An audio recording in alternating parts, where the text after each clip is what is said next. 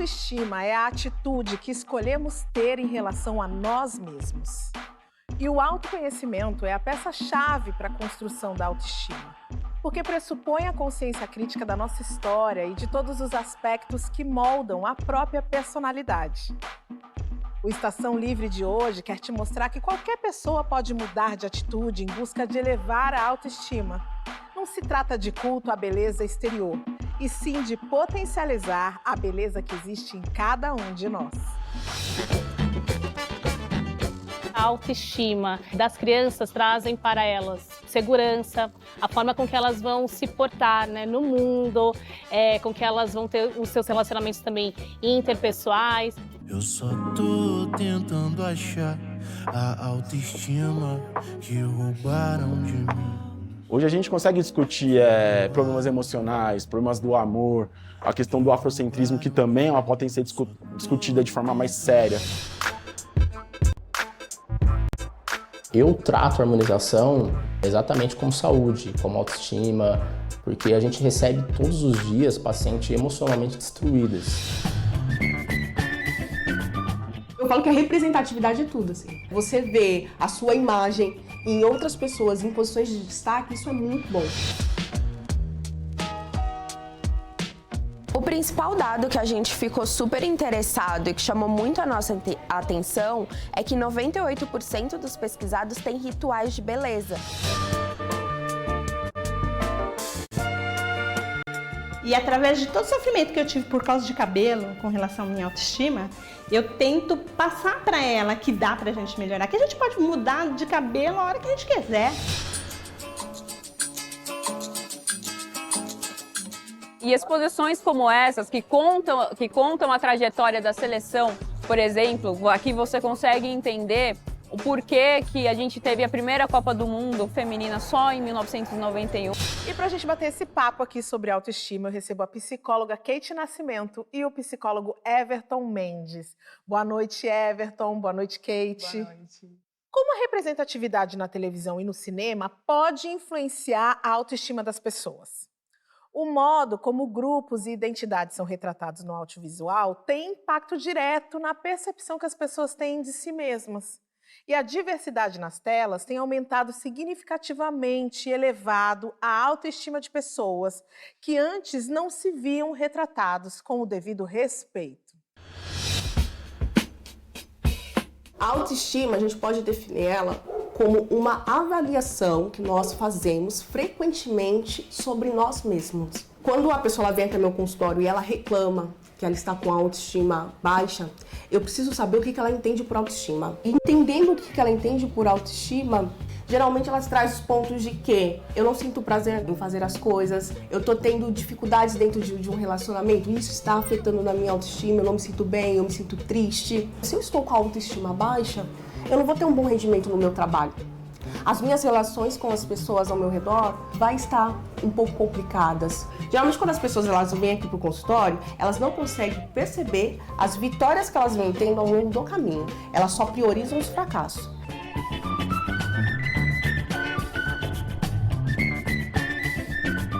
Eu falo que a representatividade é tudo, assim. Você vê a sua imagem em outras pessoas, em posições de destaque, isso é muito bom. Isso ajuda muito, porque assim, vamos colocar na década de 80, 90, era muito difícil ver o negro na televisão em uma posição de destaque. Uma das minhas tias, por exemplo, uma vez, ela me perguntou o que eu queria fazer, o que eu queria ser, e eu falei, eu quero ser atriz. E minha tia falou assim pra mim, olha, procura outra coisa, porque não tem atriz preta na televisão. Hoje a gente vê em alguns canais, novelas com elenco quase que 100% preto. Isso era impensado em outras épocas. E isso é por conta do advento da internet. A internet nos deu voz, deu a possibilidade de mostrar quem é que nós somos. Eu acredito que a internet trouxe pra gente uma virada de mesa e obrigou que os veículos de comunicação entendessem a linguagem que eles precisam falar. Chegamos lá? Não, ainda não. Mas nós já estamos no caminho. Olha, tem tanta gente legal que eu preciso trazer aqui, mas acho que eu preciso começar com a Fat Family. Porque quando a Fat Family apareceu na televisão, eu olhei e falei, caramba, elas são como eu! Eu posso ser uma cantora, dançarina, mesmo tendo esse corpo e com essa cor, caramba, eu posso.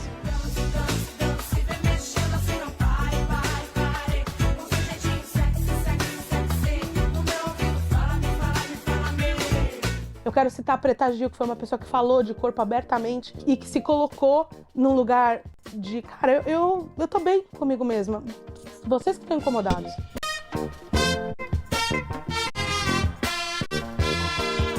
Eu quero exaltar essas mulheres pretas e essas mulheres pretas de corpos diversos que estão por aí. How do you feel about to be this light for everybody with this movie? It's my honor to be to other young girls what Miss Tyson was to me. Eu morri de emoção nesse dia, foi incrível. Foi olhar aquilo e falar, meu Deus, é possível, né? É possível a gente acreditar nos nossos sonhos, é possível a gente chegar onde a gente quiser, por parte de conhecer toda a história da Cris e ver onde ela chegou, e parte de entender o tudo que a Viola representa e falar, caramba, a gente também pode. Para mim, hoje, não é mais possível que a gente consiga assistir uma TV que não englobe a realidade. Eu preciso me ver representada ali naquele lugar.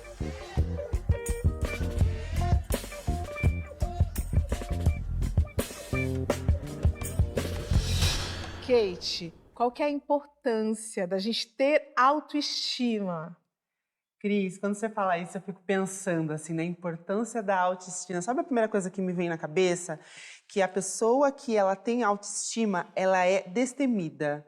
Por quê? Porque ela se conhece, ela sabe o seu potencial, ela sabe as suas habilidades, então ela só vai. Aí você imagina se todas as pessoas tivessem essa autoestima. Né? Seriam pessoas que não teriam medo de nada, que enfrentariam as situações. Então, é de suma importância a autoestima para todas as pessoas. E o que eu achei interessante é que você em nenhum momento falou de ser belo, de parecer, performar um determinado padrão que é considerado bonito. Não é sobre isso a autoestima, né? Não é sobre isso. É você reconhecer as suas potencialidades. Quais são as suas habilidades? E para além das suas habilidades, o que você consegue e o que você não consegue fazer. Porque isso também é importante. Isso aqui eu não sou bom, mas isso aqui eu sou muito bom. Né? Então isso é você ter autoestima. É saber o que você consegue e o que você não consegue fazer.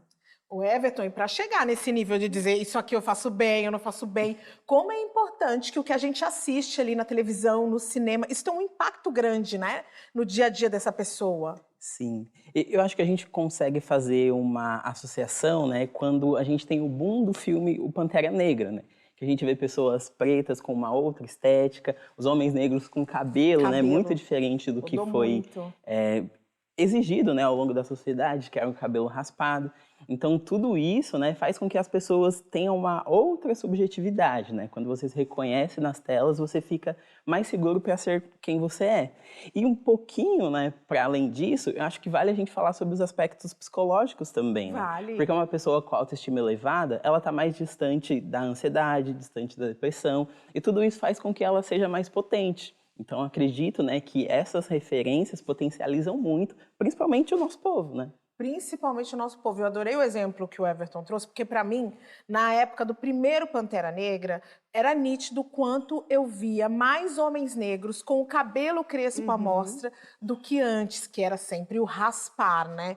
E aí, Kate, como é importante, eu sou fruto disso, eu sei que eu sou uma mulher negra na televisão, que não sou sempre vista, mulheres como eu. Como é importante a gente na televisão também ter atores, apresentadores, jornalistas ali nesse espaço para que a população possa se enxergar. Sim, porque você, é como você disse, né? Você se vê naquele lugar, você enxerga possibilidades de ser, né? Então, quando eu assisto, por exemplo, um programa como o seu, e eu vejo uma mulher negra como você à frente desse programa, eu olho e penso, caramba, isso é possível, né? Eu sou capaz daquilo ali também. Então, essa representatividade, né? Então, eu tenho uma criança de 9 anos em casa, e os programas que ela assiste, quando ela se vê, inclusive, um beijo, Lari, querida.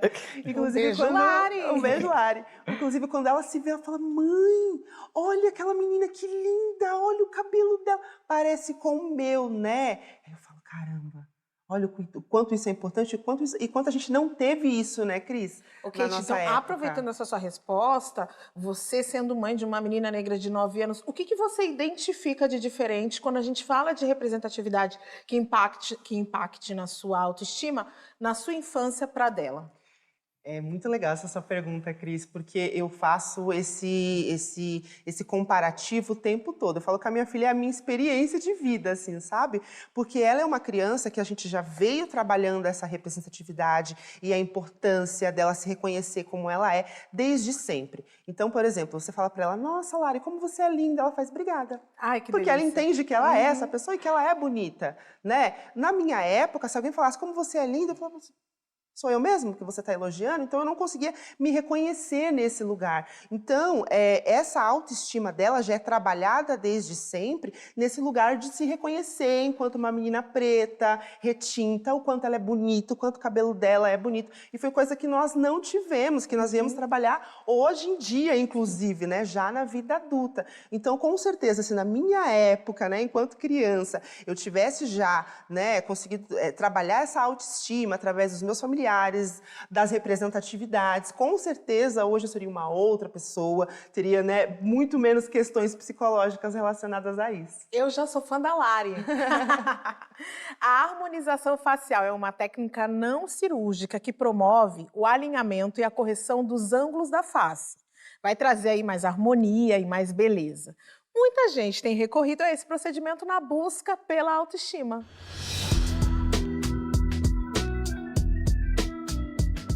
A harmonização facial é tudo aquilo que a gente faz no paciente para melhorar o paciente em relação à sua estética. Então, às vezes, um simples botox, ele é uma harmonização facial.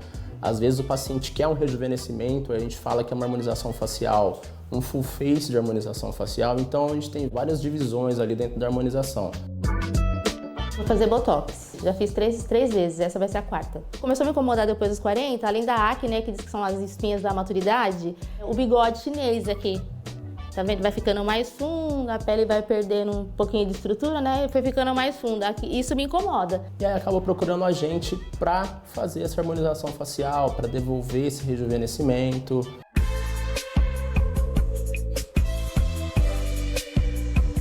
Essa questão de longevidade de tratamento é muito importante. As minhas pacientes até sabem disso.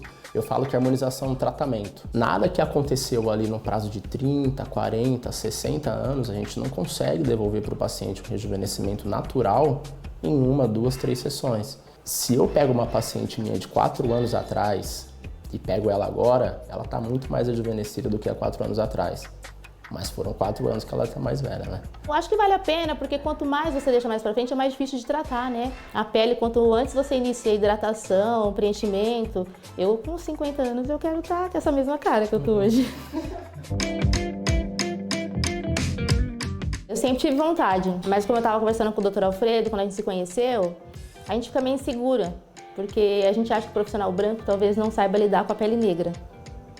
Então eu tinha vontade, depois que eu conheci ele, que eu me sentia mais segura para fazer. Eu já recebi vários convites de médicos brancos, você não tem vontade de fazer rinomodelação? Eu falei, uma vez eu questionei, mas por que, doutor? Arrebitar um pouquinho o seu nariz. Eu falei, não, mas meu nariz é assim, nariz negroide é assim, achatado. E eu acho que combina com o meu rosto, não me incomoda. O meu nariz, acho que foi feito pro meu formato de rosto, é característica da minha raça, e eu gosto dele assim. Nós temos ali uma produção maior de melanina, é uma proteína ali que a gente consegue proteger, fator muito importante para a proteção da pele, mas isso não quer dizer que a gente não precisa se cuidar, né? Que a gente não precisa passar protetor solar, que a gente não pode fazer um procedimento estético se achar bonito. Eu trato a harmonização exatamente como saúde, como autoestima, porque a gente recebe todos os dias pacientes emocionalmente destruídas. Às vezes ela tá ali emocionalmente abalada, com alguma perda que ela tá olhando mesmo, ou às vezes não tá mais se sentindo bonita, ou tá com algum problema no relacionamento. Ah, todo mundo gosta de ficar mais bonita, né? Não tem como. Primeiro, a autoestima, ela melhora primeiramente a questão da cabeça, né? Então, a questão da saúde mental vem em primeiro lugar. Você se sentindo bem com você mesmo, com o espelho, você fica mais autoconfiante. E isso automaticamente melhora relacionamento, socialmente, profissionalmente, mais confiança no trabalho. Se as pessoas elas têm essa autoestima elevada, a vida da pessoa melhora muito. A gente consegue tirar pessoas de depressão.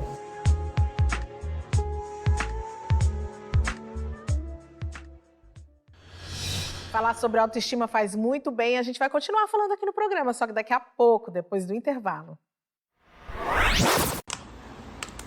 Misericórdia. Que pele, que cabelo, que rosto, que inteligência, que poder, que brilho. Meu Deus, tá me ofuscando. Linda demais. Nunca vi.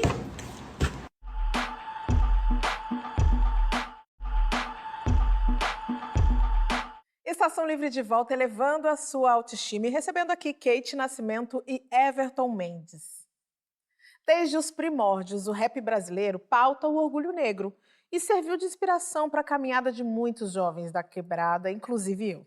E mais recentemente, artistas como Baco Exu do Blues, Emicida e Rincon Sapiência ampliaram aí o discurso e muitas letras do rap contemporâneo tratam especificamente da autoestima do homem preto. Tudo vai, tudo é fácil, irmão. Logo mais vamos arrebentar no mundão. De cordão de elite, 18 quilates, põe no pulso logo um bright, que tal, tá bom? Eu costumo falar que o Sobrevivendo no Inferno, ele foi minha aula de ciência social, né? Eu sou de 91, então foi o primeiro disco que eu olhei, que eu consegui entender e falar, cara, existe um problema no Brasil. Então o rap ele tem esse poder de ser uma ciência social e, consequentemente, de influenciar as pessoas. Mas em 92 a gente tem um disco muito importante que é Cada Vez Mais Preto, do DMN, de 92.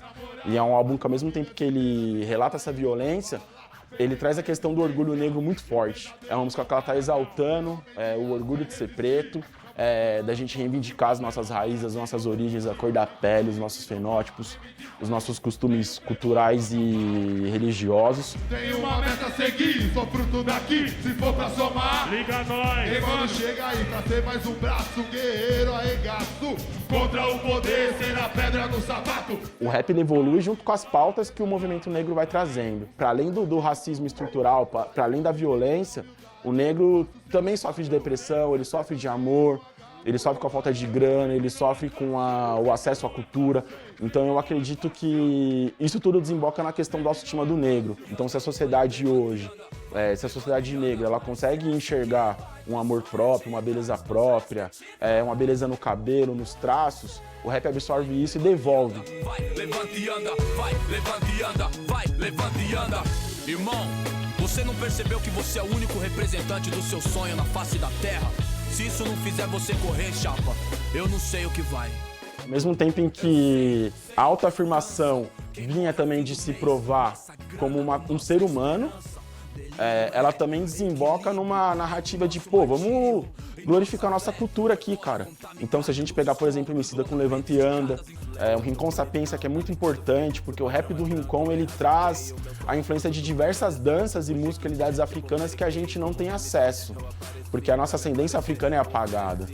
No fim da escravidão, os documentos sobre a escravidão no Brasil foram literalmente queimados. Então é importante que o rap traga essa influência africana que existe nas nossas vidas. É importante que o trabalho que o Rincon faz, por exemplo, de trazer, fala, existem ritmos aqui, a gente pode juntar isso com o rap, a gente pode ensinar para as populações negras que existe uma cultura africana, que existe uma cultura negra e que ela pode ser valorizada e glorificada. Amores e confusões, curas e contusões, fazendo minha mala do pique cigano, tô sempre mudando de corações. Leis e decorações, sorriso amarelo nas ilusões. Os pretos é chave, abram os portões. Sou função do Dexter com Racionais e, quer dizer, com o Mano Brown, né, especificamente, que é uma música que fala eis que um belo dia alguém mostrou pra mim uma reunião tribal, James Brown e Al Green. Ele fala que nesse momento ele olha e fala, porra, esses negão são foda, eu também sou. Eis que um belo dia alguém mostrou pra mim em uma reunião tribal, James Brown e Al Green. Uau! Sex Machine, o orgulho brotou, poder para o povo preto e que estranhos tomou. O fato da gente ter políticas sociais que, mesmo que não tenham sido mudanças estruturais, elas trouxeram condições melhores para as pessoas negras e periféricas. Então eu acho que todos esses fatores e muitos outros fazem com que o público de hoje no rap ele seja mais aberto a entender outros fatores. Hoje a gente consegue discutir problemas emocionais, problemas do amor, a questão do afrocentrismo, que também é uma pauta a ser discutida de forma mais séria. O afrocentrismo ele também tem o poder de falar, pô, se um cara negro se relaciona com uma mulher negra e vice-versa, isso significa que eles se veem como pessoas belas. como pessoas com autoestima. Então eu acredito que essa pauta tem que estar sempre vinculada com a luta política. Eu só tô tentando achar a autoestima que roubaram de mim. Que roubaram de mim. Everton, autoestima, autocuidado são temas geralmente ligados às mulheres, não são muito ligados para discussões com os homens. Que dirá com os homens pretos? Queria que você falasse um pouco da importância desse olhar masculino para essas discussões. Infelizmente, né, dentro da lógica do machismo, a gente separa, né, coisas de homens e coisas de mulheres. Então, tudo aquilo que está relacionado ao autocuidado, o homem deixa de acessar, entendendo que é coisa de mulherzinha, né? Só que quando a gente faz um processo de humanização, a gente deixa de lado o ser homem e começa a compreender a vida como um indivíduo, um sujeito, né? Porque todo mundo tem o direito de cuidar da pele, todo mundo tem o direito de cuidar da saúde mental. Então, todas as pessoas que se olham, né, de uma forma mais humanizada, elas vão entender essa importância. Então, o movimento, né, que acontece dentro do rap, pensando uma outra perspectiva, auxilia muito para que os homens consigam olhar para si, né, e entender que existe uma humanidade que precisa ser liberada, e essa humanidade, ela merece, sim, todo o autocuidado necessário. E você me contou que você é muito fã de rap. Queria saber, na sua construção, o rap fez diferença? Nossa, muito, muito mesmo. Tem uma frase, né, muito comum que é: o hip hop salvou a minha vida. E o conhecimento e a capacidade de buscar o capital intelectual chegou até mim a partir do rap. Porque a escola não ensina a gente da forma que a gente poderia. As nossas potências enquanto pessoas pretas, né, elas são desconsideradas dentro da escola. E o rap, ele chega com uma outra compreensão social que auxilia você a se reconhecer e potencializa várias descobertas. Então a gente vai entender sobre política a partir do rap. A gente vai entender a importância de uma universidade a partir do rap. O relacionamento afrocentrado, né? O rap fala hoje muito sobre isso. Então a dinâmica do rap na vida de meninos pretos, principalmente, né, faz com que a gente busque uma intelectualidade que nos é negada dentro do contexto escolar. Nossa, Kate, que importante isso que o Everton traz, porque é o conhecimento, então, auxiliando no aumento da autoestima? É isso. Nossa, eu tô olhando aqui para ele pensando, né? Ele falou da época de escola e eu tô aqui pensando sobre isso, né? Então, esse conhecimento, essa fala, esse lugar que o rap traz aí, né, para toda uma juventude, não só a juventude, né? Pessoas já adultas, enfim.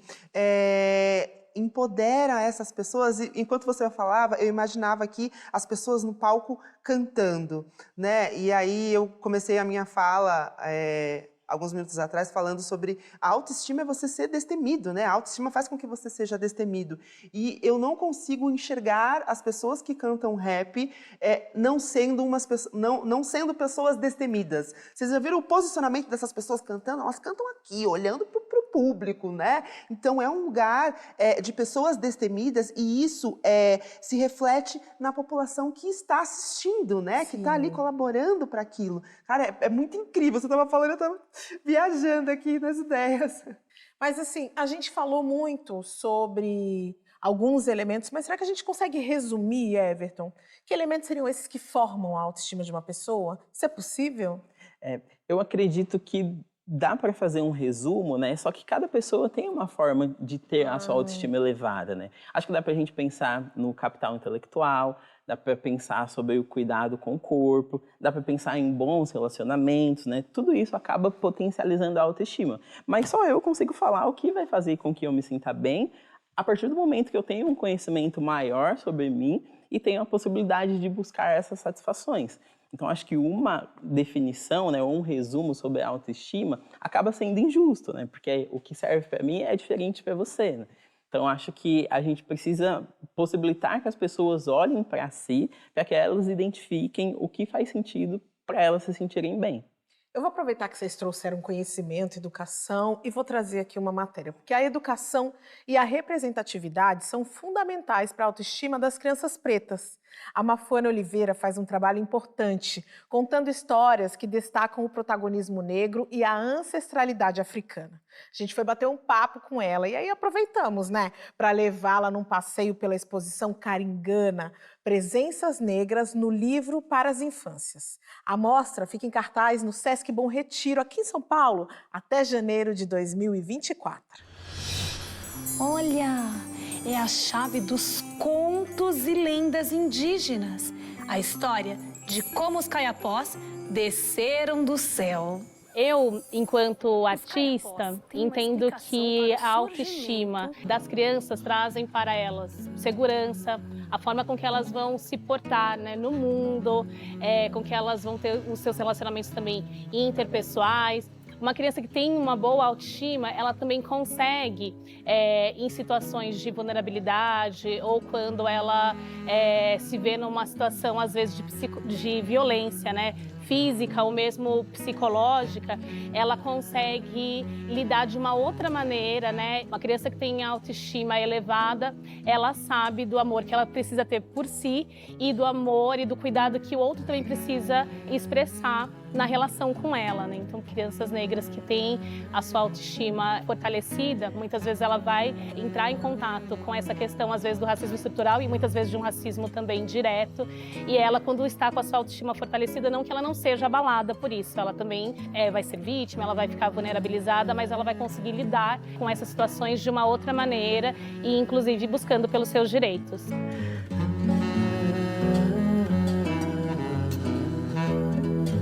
Essa questão da presença física, da presença do brinquedo, da presença do livro, com certeza, né, fortalece a autoestima das crianças negras, mas também dá uma dimensão de cuidado, de afeto para crianças não negras, né? Então, crianças brancas brincando ali com bonecos negros ou com livros que tenham os personagens negros, ela também entende, né, que aquela pessoa que tem aquela etnia, ela pode ser um produtor cultural, ela também tem seus saberes, ela tem a sua família. Nós gostamos tanto de falar, né, sobre aquele provérbio, né, que é necessário uma aldeia inteira, né, para educar uma criança. Então, todos nós somos corresponsáveis pela educação dessas crianças, até porque em algum momento nós vamos estar vulneráveis, né? Nós seremos os mais velhos e eles estarão na liderança dessa sociedade, dessa comunidade. Então, a pauta da autoestima e da educação para as infâncias é uma pauta de todo mundo, não é somente dos educadores, né, ou de quem é especialista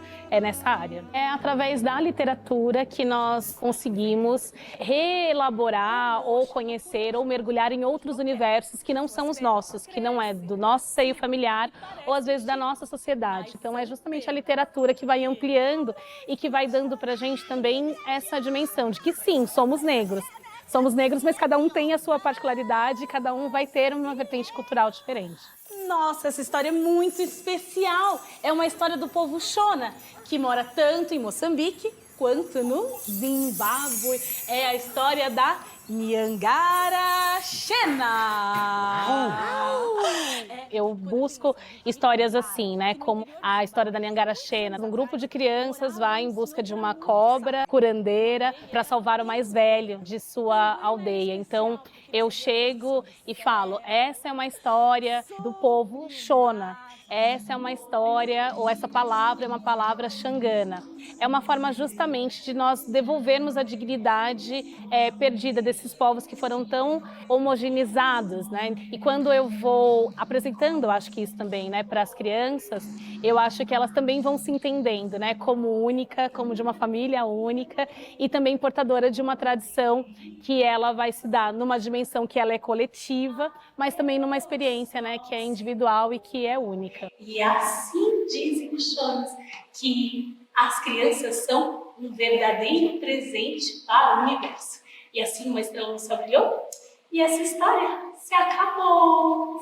Eu estou muito feliz com a abertura, na verdade, dessa exposição. Quando a gente pensa no nome da exposição, ela já é um chamado, né, para algo que é diferente. Nossa, o que é essa caringana, né? Espaços como esse é um momento de celebração e de fortalecimento, né, e de reconhecimento de uma luta que, na verdade, é coletiva. Uma exposição como essa, eu acho que celebra um marco de uma luta. E para aquilo que diz respeito, na verdade, às crianças, eu acho que é essa oportunidade de você ter essa questão da autoestima, mas numa escala maior, né, com ilustrações grandes.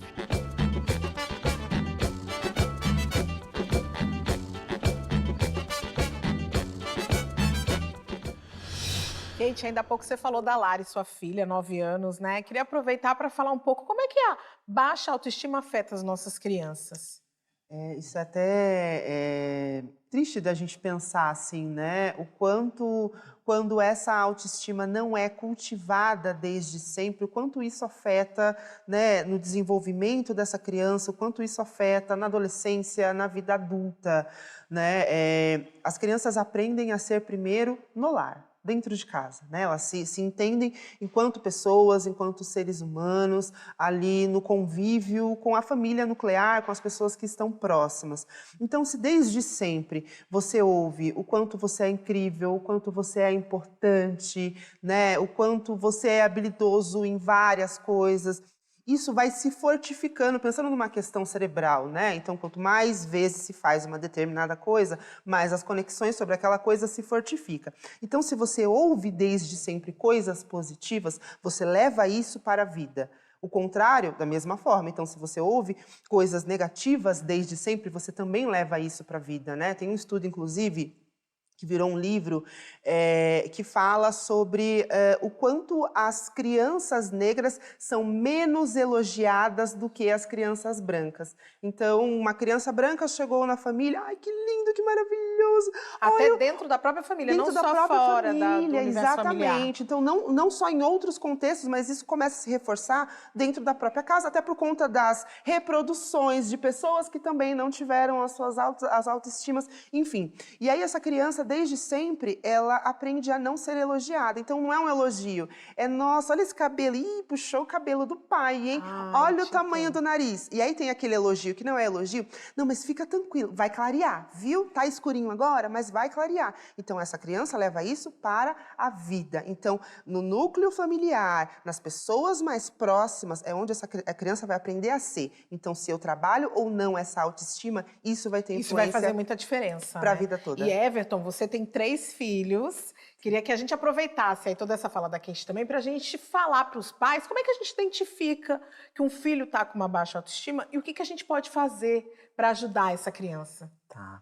Nós que somos pais, né, estamos presentes, a gente consegue identificar mudança de comportamento, né? O seu filho é mais espoleta, né? Ele sobe nas coisas, ele fala bastante.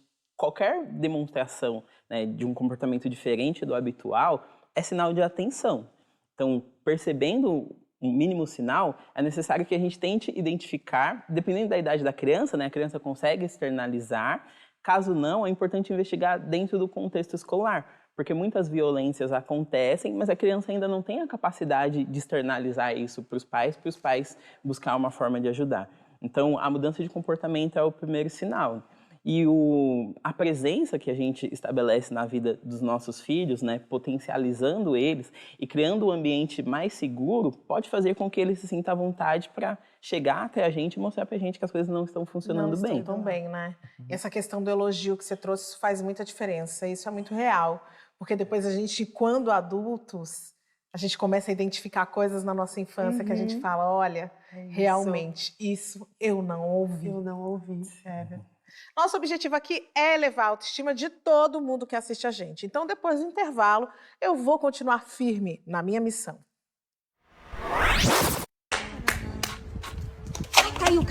Caiu a sua autoestima. E eu estou te entregando ela aqui.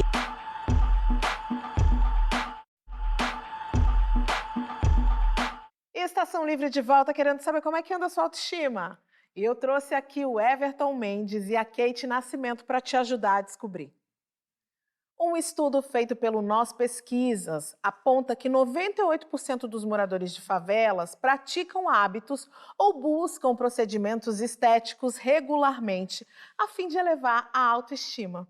E a pesquisa realizada em comunidades de todo o país mostra que o cabelo é a principal preocupação. E nós fomos até Paraisópolis para saber por que as pessoas se cuidam tanto.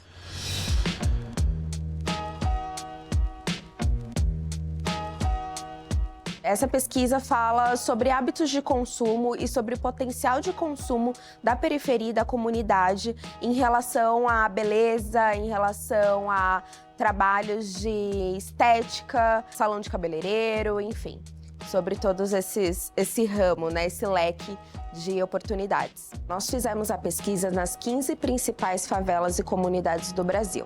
A gente pesquisou Paraisópolis, Heliópolis, Cidade de Deus, Rocinha, entre outras comunidades. O principal dado que a gente ficou super interessado e que chamou muito a nossa atenção é que 98% dos pesquisados têm rituais de beleza. E dentre esses rituais de beleza, o principal é a utilização de perfume, da perfumaria. Em seguida, vem o cuidado com o cabelo e com a pele. Sempre que eu posso, estou cuidando da minha beleza. Toda semana eu corto o cabelo, porque minha autoestima vai lá em cima, né, quando eu corto o cabelo. A vida delas é muito corrida, então no final de semana elas querem estar como? Maravilhosas.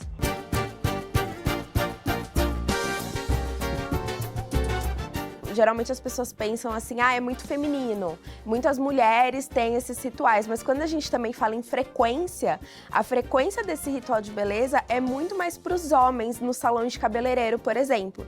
Então, os homens estão sempre ali retocando o corte do cabelo, dando aquele corte na régua, aquela platinada, enquanto as mulheres vão naquelas necessidades, né, de, por exemplo, preciso fazer a sobrancelha, preciso fazer uma depilação. Tem muitos caras que vêm todo final de semana aqui cortar o cabelo. Os caras gostam de sempre estar na régua, né? Sempre estar exalando beleza e tal. Sim, ainda mais nós que somos pobres, eu acho que nós precisamos estar sempre bonito, né? Pra sempre ter umas oportunidades novas. A gente tem que cuidar da gente, né? Se a gente não cuidar, fica acabado, fica feia. Então tem que cuidar da nossa autoestima. Uma frase que até me chamou muito a atenção e que as pessoas falaram bastante é que hoje em dia o preconceito diminuiu bastante, né? Elas se sentem mais representadas até por criadores de conteúdo da própria periferia, das próprias comunidades, e tem essa preocupação em se sentirem bem mesmo.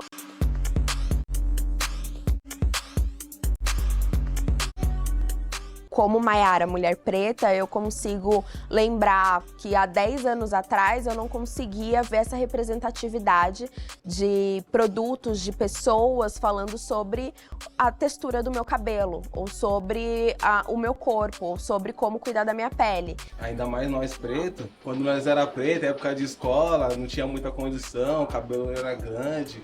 Aí hoje em dia os caras estão vendo as coisas mais fáceis, as coisas mais acessíveis e tá todo mundo querendo se cuidar. Eu passei pela transição capilar há alguns anos, porque hoje em dia eu consigo ter produtos que se dão super bem com o meu cabelo. Não é porque a gente mora em uma favela que a gente tem que andar assim, toda mal arrumada, né? A gente também tem que mostrar que na favela tem mulheres bonitas. Ser um espelho para outras pessoas faz com que a autoestima não só minha, mas de pessoas como eu, sejam elevadas, né? E isso é extremamente importante para nós.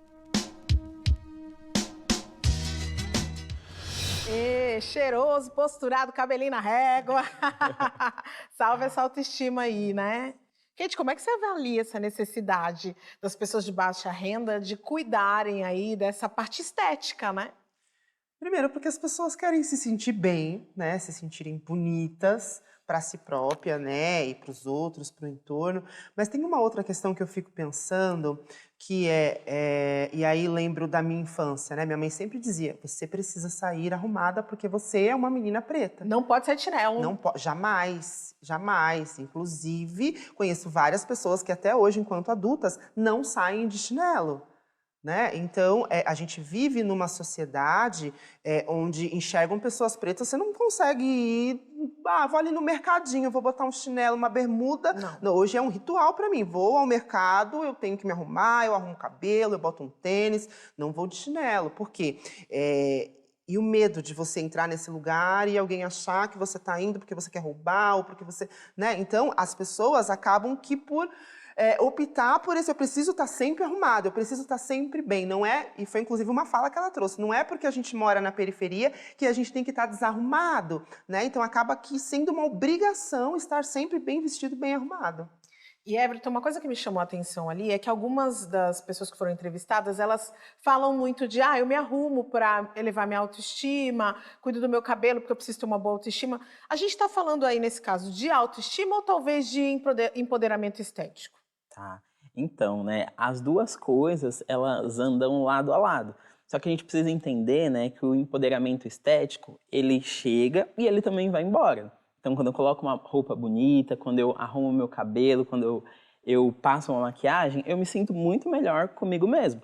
Só que isso tende a ser passageiro, né? Quando você tira essas coisas, isso tende a acabar. E pensar em autoestima é pensar um pouquinho para além disso. Porque se você ler um livro, você vai ter uma capacidade muito maior de comunicação.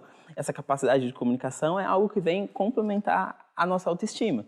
Se você corre, né, e consegue ter uma relação mais saudável com o seu corpo, você também vai ter a sua autoestima elevada. Então, existem algumas formas de elevar a autoestima e a gente não pode só se apegar à questão estética, porque isso também está relacionado a uma dinâmica de consumo. Né? Tem gente que compra um tênis de R$1.000, mas ainda assim não tem uma relação saudável consigo.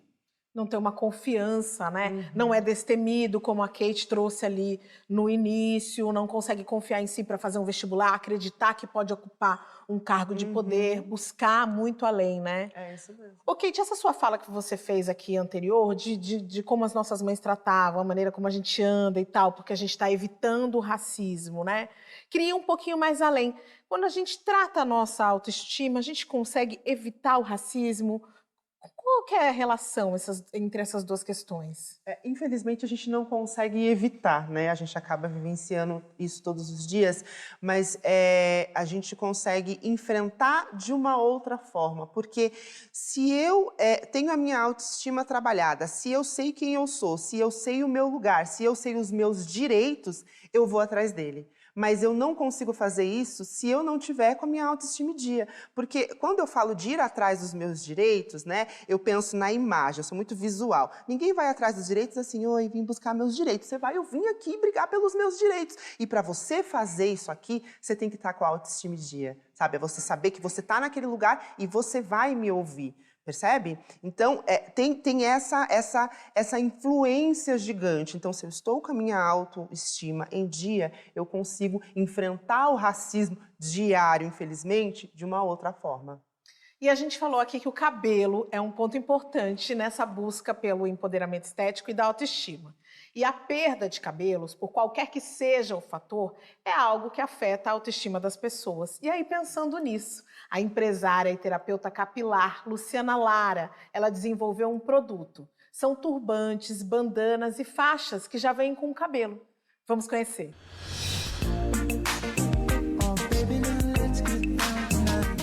Eu inventei um produto que concorre com a peruca. É o cabelo maneiro. A gente chamou durante muito tempo de turbante com cabelo. Eu sou da década de 70 e eu sofri muito porque meu cabelo é crespo. E na década de 70 e 80, isso não era padrão de beleza para as pessoas. Então foi aquela coisa incessante, alisa, estica, quebra, cai, fica quase careca, e aí fica triste, não tem dinheiro para arrumar de novo. Eu cheguei a ficar 1 ano sem sair de casa por causa de cabelo, né? Assim, mexeu muito com a minha autoestima. Eu fui aquela criança que pôs pano na cabeça, fralda, papel, tudo tentando imitar um cabelo liso, que era o padrão de moda da época. Um determinado dia eu vi uma reportagem de paciente de câncer e eu pensei assim, puxa, o que eu podia fazer, né? E aí me veio na cabeça, se eu colocasse cabelo no turbante, né? Aí foi vindo, pus no lenço, na bandana, na faixa, no turbante e comecei a comercializá-lo. E o público afro tem muita alopécia por tração e a gente usa muita trança, muito alongamento. E aí vai caindo, vai quebrando, quebrando. E hoje eu posso dizer assim que a maior parte das minhas clientes são de alopécia e também de quimioterapia. Eu conheci o trabalho da Lu, o trabalho maravilhoso da Lu em 2016, né, ocasião em que eu realizei o primeiro tratamento quimioterápico, né? Sou paciente oncológico desde 2011. A partir daquela possibilidade de experimentar coisas diferentes, a minha recuperação ficou mais leve. Agora eu tô em tratamento novamente, tô careca, né? E olha aqui como eu tô bonitona, olha. Vou mostrar careca. Beijo, Lu. Obrigada, viu? Obrigada pelo seu trabalho. Vocês não têm noção como o cabelo mexe com a autoestima de uma mulher. Eu tenho clientes que outras pessoas não sabem que ela usa um aplique, que ela usa uma prótese. Eu também faço peruca, mas a peruca ela é toda de elástico. Fica muito bonita, mas eu, por exemplo, eu não consigo usar mais de 2 horas a peruca, porque aquilo começa a pressionar a minha cabeça e eu começo a me sentir mal. Inclusive, isso é queixa de muitas clientes minhas. Então, todo produto que eu faço, a minha preocupação é o conforto. Então, ele está todo em tecido, tecido que areja, que seja maleável, que traga conforto para a cliente.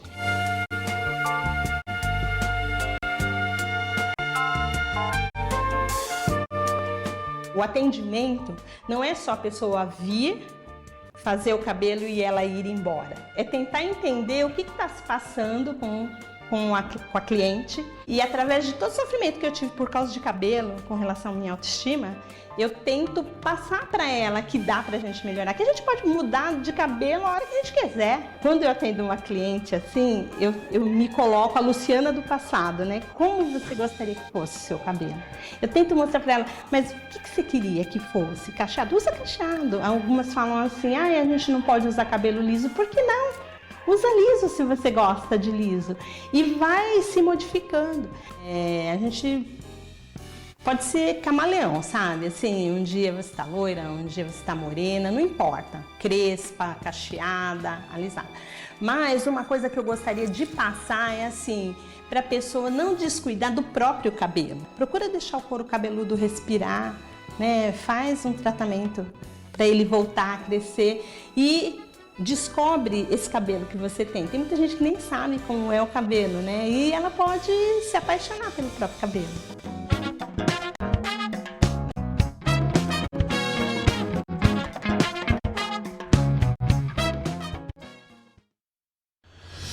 O que eu mais gostei na reportagem da Luciana é que, apesar dela vender um produto para cobrir os cabelos, ela incentiva as clientes a cuidarem e descobrirem qual que é esse cabelo que elas têm.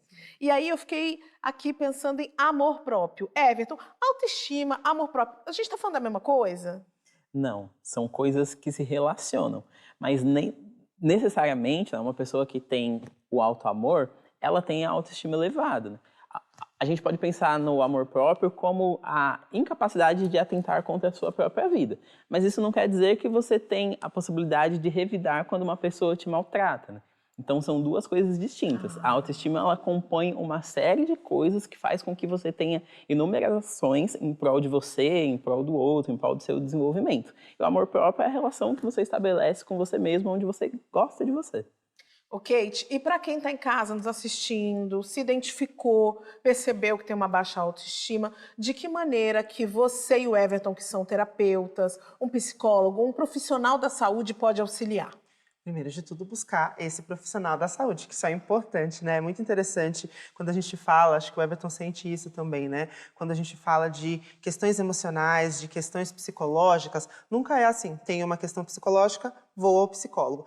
Vou ao amigo, vou ao bar, vou à viagem, faz um caminho gigante até chegar no profissional, né? Então, primeiro de tudo, buscar um profissional e aí, através desse profissional e das conversas e do autoconhecimento, porque é isso, quando eu falo de autoestima, para eu chegar na autoestima, eu tenho que ter um autoconhecimento. Eu tenho que saber quem eu sou, né? Primeiro, para eu poder me reconhecer, né? Esse olhar subjetivo sobre mim, isso eu vou aprender no processo terapêutico.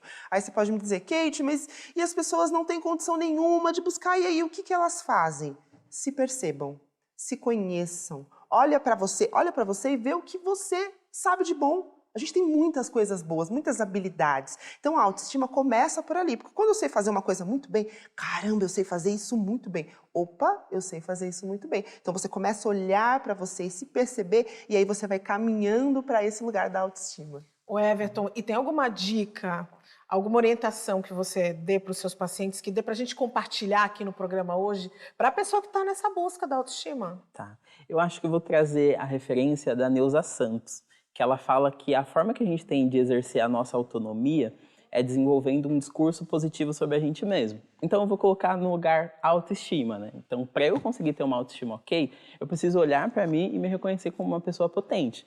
Muitas vezes a gente tem os olhos saltados para fora, né? E a gente olha para tudo que acontece lá fora, mas esquece de fazer um exercício de olhar para si. Então, quando você consegue elaborar sobre a sua caminhada, sobre os seus processos, sobre as suas conquistas, você acaba tendo uma possibilidade muito maior de ter a sua autoestima ok. Kate, e você? Tem alguma dica aqui de consultório que dá pra gente compartilhar aqui em rede nacional? Eu acho que é bem o que o Everton falou, assim, é olhar para si mesmo, né? Mais do que olhar para si, olha para sua caminhada, vê o quanto você caminhou até aqui, todas as adversidades que você conseguiu superar e vencer. Caramba, olha o quanto você é incrível, que às vezes a gente não faz esse exercício, né? Não. A gente olha para o outro, consegue enxergar esse lugar, nossa, que incrível, para o outro e não para nós. Então, acho que esse é um ponto muito importante. Olha para trás, vê a sua caminhada e o quanto você alcançou. Quero agradecer vocês. Essa dica já vai valer para mim também, tá? Muito obrigada, Kate. Obrigada, Everton. Mas ainda não acabou, não. Depois do intervalo a gente volta, só que em ritmo de Copa do Mundo de Futebol Feminino.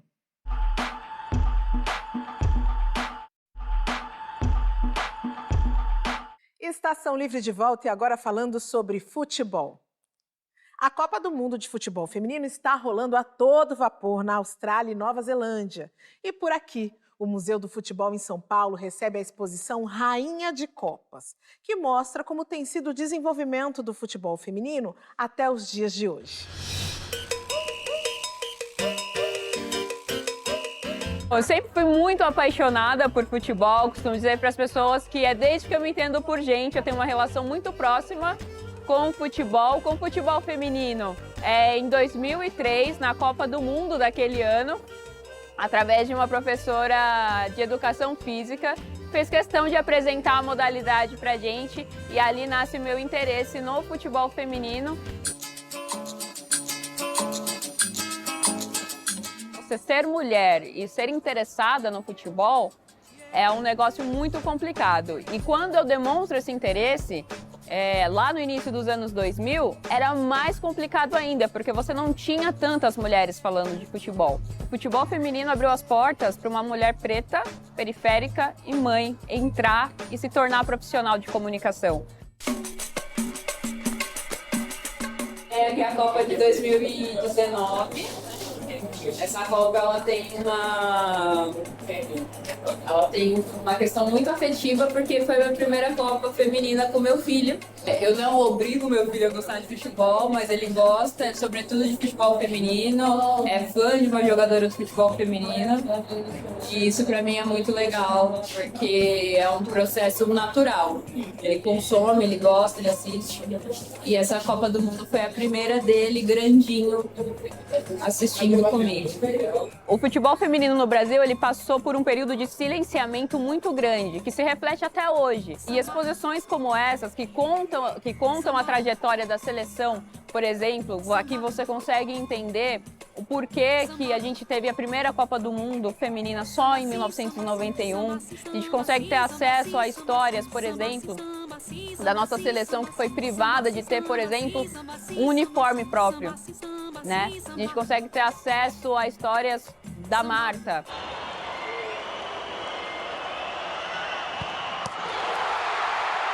Da Cristiane.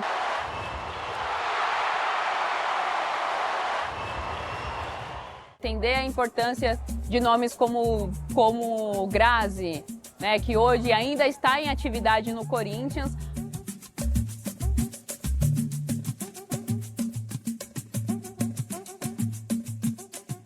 Nossa técnica atual, que é São Paulo, que teve aqui a sua primeira aparição. Ela era uma ótima jogadora e se destacou na seleção.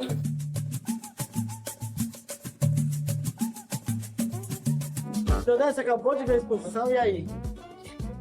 Eu ainda estou muito emocionada, né? Uma exposição muito forte, que ajuda a gente a entender muito sobre a trajetória da nossa seleção, mas também traz importância de ter materiais como esses, com livre acesso do público, para poder entender a história do futebol feminino, da nossa seleção brasileira, o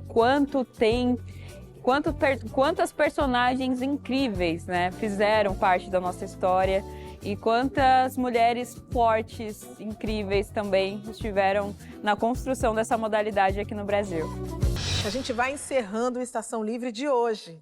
Vai lá no YouTube ou no Cultura Play e dá uma olhada em tudo que já foi assunto aqui no Estação Livre. Se você perdeu alguma coisa, eu tenho certeza que você vai encontrar por lá e vai curtir. Eu volto na semana que vem. Até lá!